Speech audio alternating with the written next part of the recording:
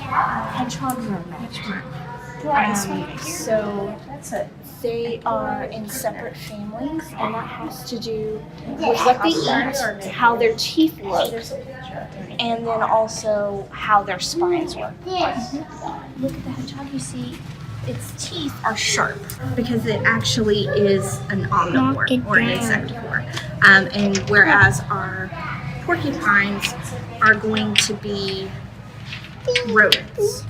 So they're going to have those two front incisors that are very long, like a beaver or like a rat or a mouse.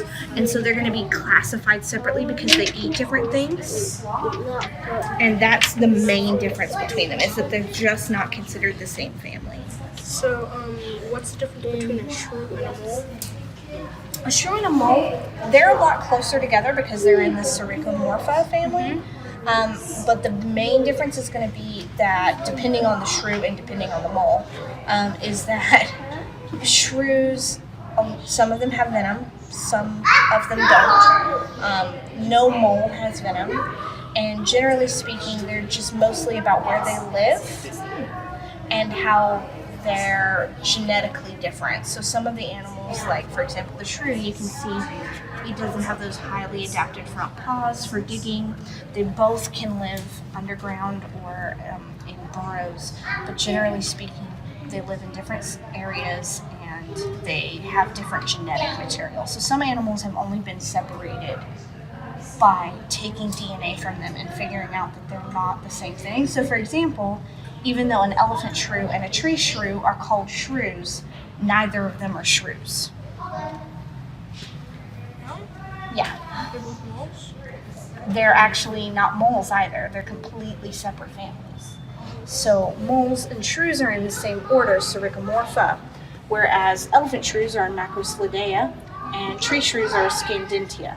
So they're three completely different animals that are actually not related at all, but they just look alike. So they're completely separate. They're not related at all. They're both mammals. They may share some similar places where they live, or they might have some similar features, but that doesn't mean that they're related animals. So, the pangolin,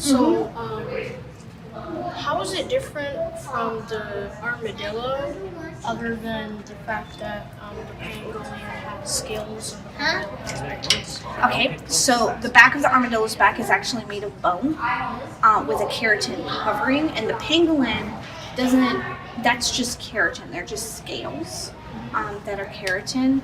Sometimes they're called the scaly anteater, which they're also not an anteater. They mostly live in trees. They also live in a completely different area of the world than armadillos. Armadillos primarily live in the Americas, whereas pangolins live in China, Southeast Asia, and so they live in different areas, and they're genetically different, and their shape is overall different.